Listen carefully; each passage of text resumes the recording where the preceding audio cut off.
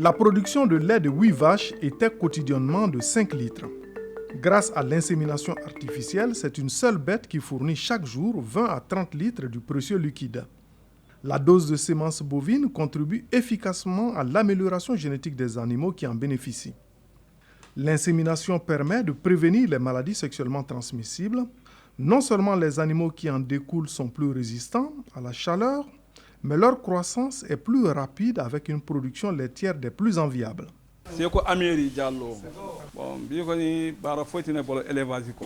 Mon travail a toujours été l'élevage. Le changement vient de ce que certains appellent le métissage. La race Holstein produit beaucoup de lait. La Montbéliard, c'est à la fois du lait et de la viande. J'ai choisi la Holstein pour sa grande production de lait. Grâce à l'insémination artificielle, avec un petit nombre de bêtes, on a un important intérêt. C'est la qualité et non la quantité. Avec 10 bœufs, on peut avoir plus de 150 litres par jour. Les petits grandissent très vite.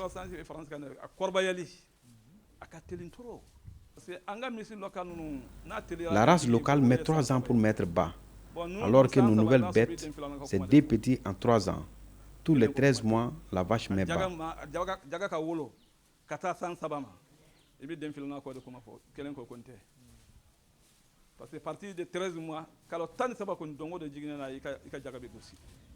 L'agro-éleveur reconnaît que la recette mensuelle de la vente de lait est de plus de 2 millions de francs CFA.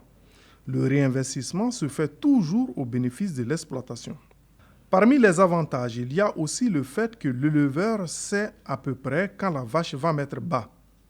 Grâce à l'insémination artificielle, les animaux sont en parfaite santé et respirent un exceptionnel embonpoint. Je suis Touré Abdoulouhab, éleveur. L'animal résiste à la chaleur.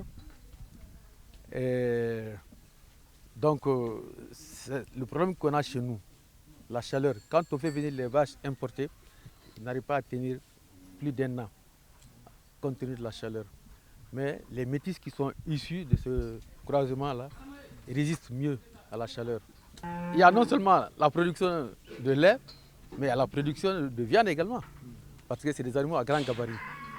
Donc nous avons des taurions, des taureaux qui peuvent atteindre 700 kg, 800 kg. Moi, je traite une douzaine de vaches qui me donnent dans les 200 litres par jour.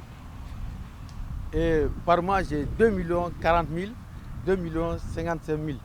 Mais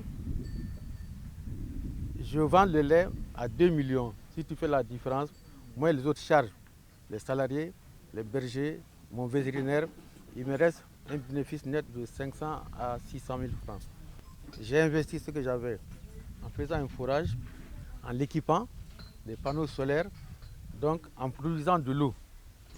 Et partant de cela, j'ai fait une première parcelle en herbe fourragère, herbe fraîche, en toute saison.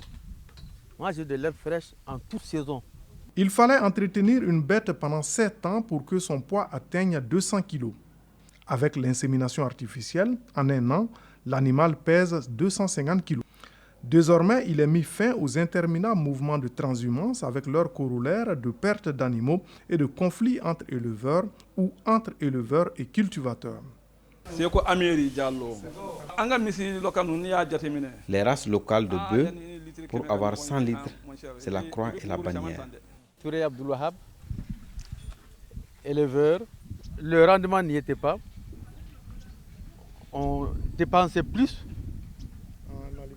en alimentation, en élevage même, aliments, alimentation, médicaments.